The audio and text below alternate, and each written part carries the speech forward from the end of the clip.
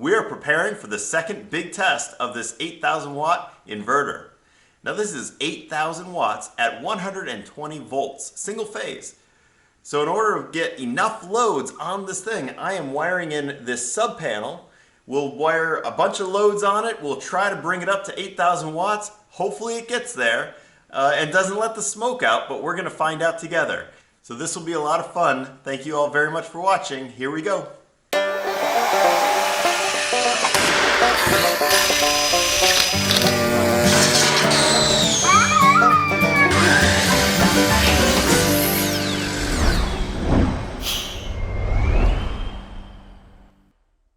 I saved this sub panel from a demo job and I'm wiring it in with some 6-gauge wire, and I just made a jumper here so both of these bus bars are going to be powered with 120 volts, but they're not going to be out of sync from each other. So no 240 volt loads, just 120, because that's all this inverter will put out. I'll be crimping on some ring terminals in order to make the connection to this terminal block. Something we want to check is the temperature of this wire, because this is only 10 gauge. Now several of you corrected me on the last video when I said this is 10 gauge and only rated for 30 amps. You said no, under chassis wiring rules it's rated for 55 amps. And thank you for correcting me on that. I love getting to learn more from you guys. Now the 55 amps is still underrated for the 8,000 watts, because at 8,000 watts this could pull 67 amps. So we'll see. We'll get this wired in. And something else I've been working on is this drum. Now I used this drum on one of my previous videos where I was testing electric water heating, solar panels connected directly up to a water heater element. And I wired in 3 more. And these are all 120 volt elements. So 2 of them are 2,000 watts and 1 is 1,500 watt. These screws don't quite fit, so I'm going to drill out a couple of these ring terminals.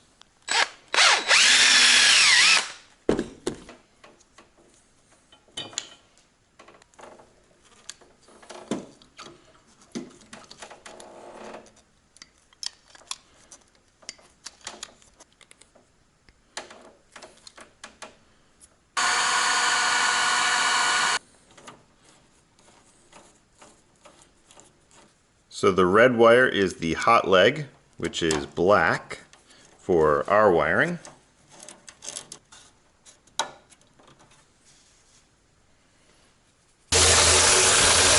We're going to find out if this is leaking.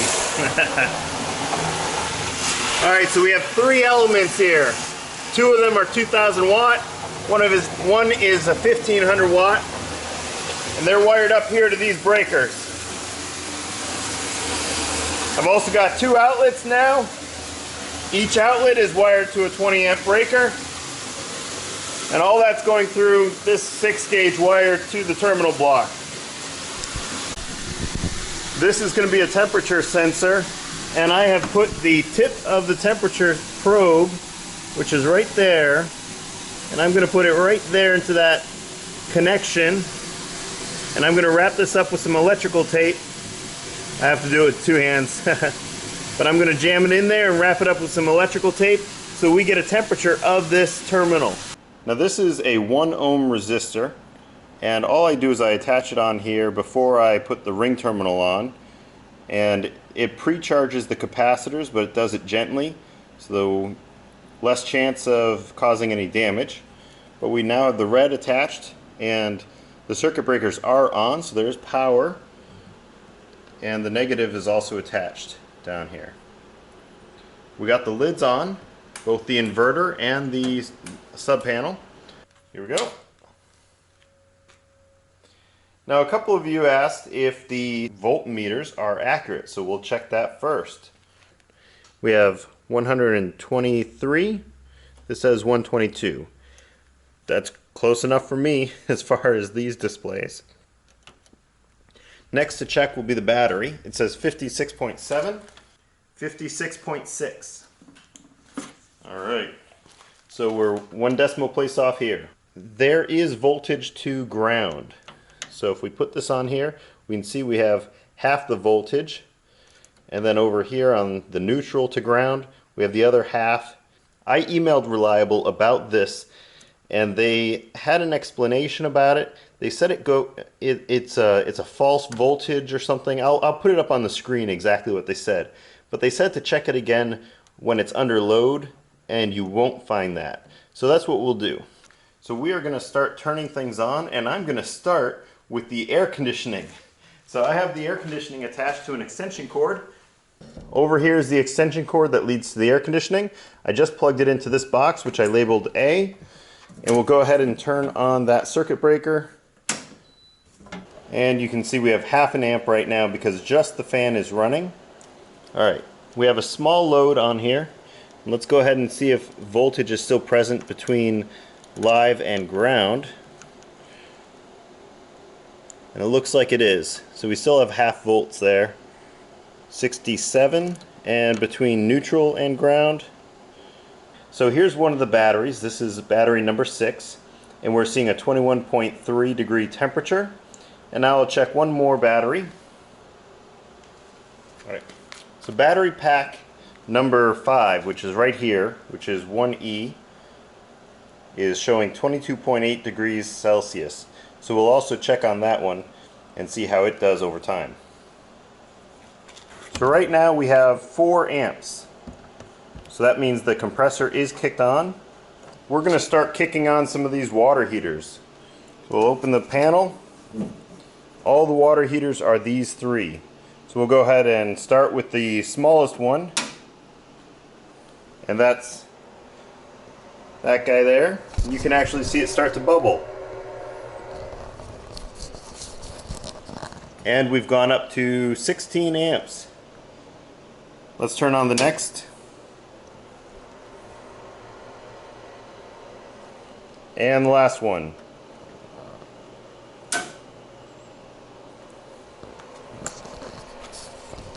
So now with all 3 water heaters on, we're drawing 47 amps.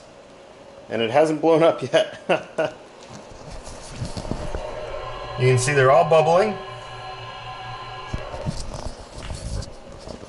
Our voltage has gone down a little bit, and the temperature sensor is getting up there, 32.5. So there's still 0.5 voltage between neutral and ground. So we're currently at 5,600 watts. Look at those water heaters bubbling away. All 3 water heaters are on over here. In fact, I can turn on the last breaker. That's just to an outlet, not hooked up to anything yet. Over here we can see we're at 55 volts for the battery, 119 output. We're drawing 47.2 for amps, and wow, that temperature sensor is really kicking up. 50 degrees Celsius so far. That's pretty hot. And so that is the ring terminal inside there on the other end of the red wire, which is the hot wire. If I put this on the live and then the shell, there's 57 volts right now, which means there should also be 57 volts on the box, the circuit breaker box, and there is. What about neutral to the box? And there is. Wow. Alright, electric space heater. Oh, hey, the fan just kicked on for the first time. Space heater is now on high.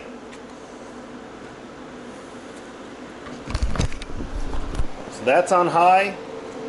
We're currently drawing 60 amps. Wow. And we're at 50.3 degrees on that temperature probe in there. DC. So half of them 78 and the other half 72. Alright, so we're around 150 amps right now. Got 98. This is degrees Fahrenheit. There, we'll do it in Celsius, that way that temperature sensor is in Celsius, Celsius on the BMS's, batteries inside. So these wires are showing 35, 37, 38. All right, but we still need another 1,000 watts to go. Okay, I have the heat gun. I'm going to turn this on low. Let's see if it works.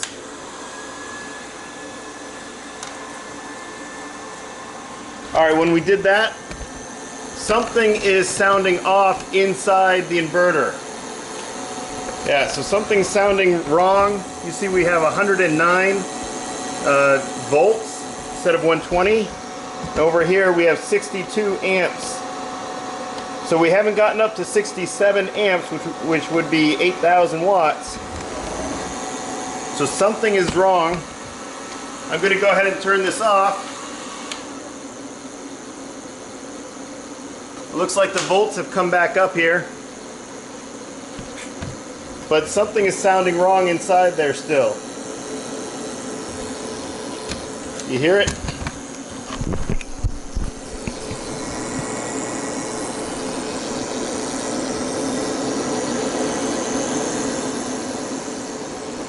$55.9. I'm going to turn off the heater.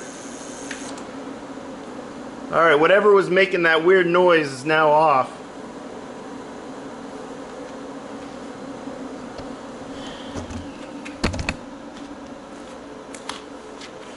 Okay. Well, maybe it's a 7,000 watt heat. So at 7,000 watts we did okay, but pushing it we were probably around 7,800 watts, but that voltage dropped. So maybe it just couldn't get past that 7,000 watt marker. It was not sounding good. So I've dropped it back down. Let's see how many amps we're pulling right now. We're at 48.2 amps. So we're what was that? That was like 5,700 watts. So, shoot. Let's go ahead and turn the heater on again. Yeah, so the heater's working okay right now, and the heater's on high. So long as we don't push it past that mark.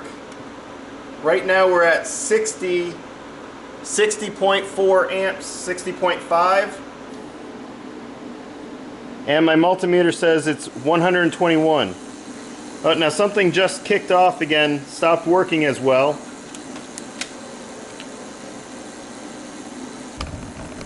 So I don't know what that noise is, but it dropped the voltage and the amps, so it's not putting out what it was. I just turned off the heater and that came back up. So almost 44. So we got, we even hit 45 there for a second. So 45 degrees on these wires. Remember, these are supplied by the manufacturer, and I think they're a bit undersized for trying to power this big of an inverter. Now we're up at 130. Well, that's standard water heater temperature.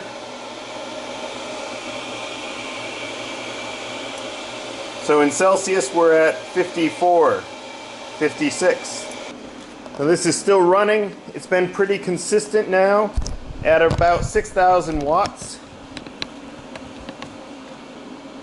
That guy there in the middle is 20.1 degrees Celsius. Let's watch what happens when we turn the heater on. We're currently at 47 amps. 58, but it started making a noise inside.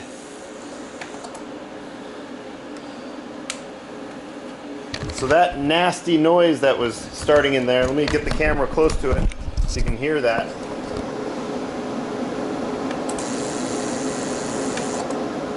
So I have no idea what that is. I just turned that on again for a sec.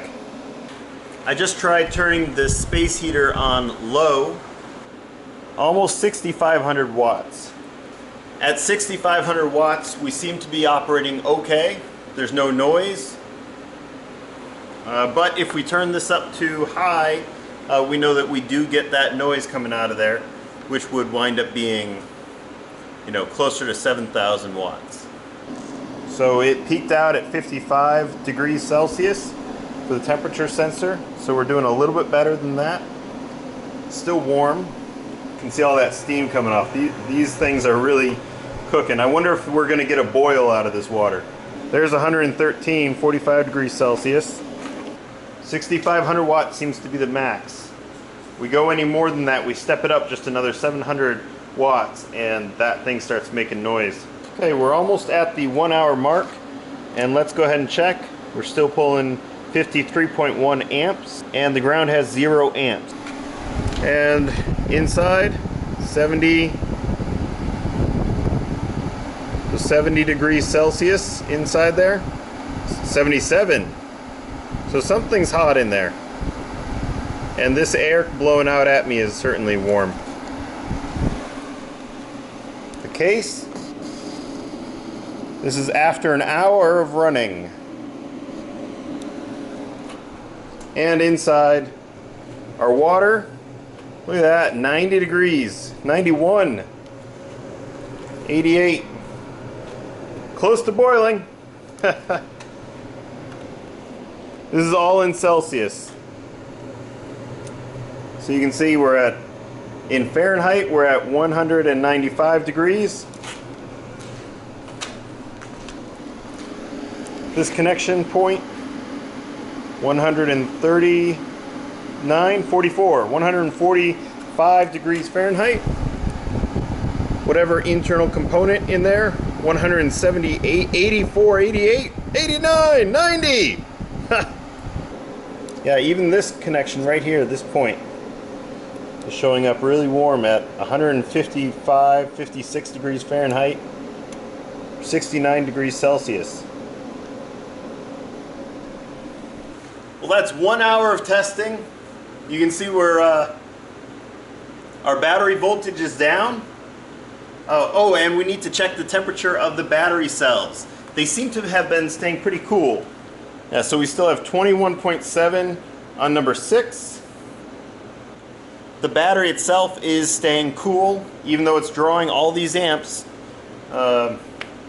That's, you know, just like 2 degrees Celsius warmer than when we started. So the battery doesn't seem to have any problem. We can turn off our water heating elements. So we'll go ahead and shut the air conditioner off. Everything is off. 192. This should start going down. The fans are still running. These two fans are still running.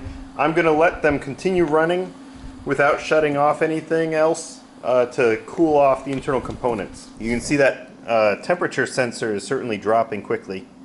After 1 hour of testing, nothing blew up. The inverter is still here and it still works. So we need to be thankful for that. Nothing caught fire, nothing melted, and it never reached 8,000 watts. We did reach 7,000 watts, but we were making quite a racket inside there and we couldn't seem to get it over 7,000 watts because it was dropping the voltage output with whatever noise problem was going on inside there. Now on the good side, once we dropped the load back down below 6,500 watts, that noise went away and the voltage came back up. So at least we didn't permanently break anything. So I'm trying to look on the bright side of things here, guys. Now I'm still not happy that there's voltage present on the case. I wish the case itself had 0 volts, but you know, let me know in the comments below what you think of that, if that's a serious danger or if this can still be used. Now, in my opinion, this would make a great job site inverter, because I don't even need the ground for my power tools. My power tools are you know, inside plastic cases. They're called double insulated, so they don't even have ground plugs, so I can use my miter saw, my table saw and stuff out in the field, and this, we know, powers them and powers them well. So I think this is a terrific mobile application inverter, temporary use, you know, where you're just using it during the day and then shutting it off at night. But I I don't think I want this running my whole house on a continuous basis. It got pretty warm. But that's just my 2 cents on it. I'd love to hear what you guys have to say about it. Thank you so much for watching. Please like, subscribe, comment, share, and check out the links in the description below. That really helps me out.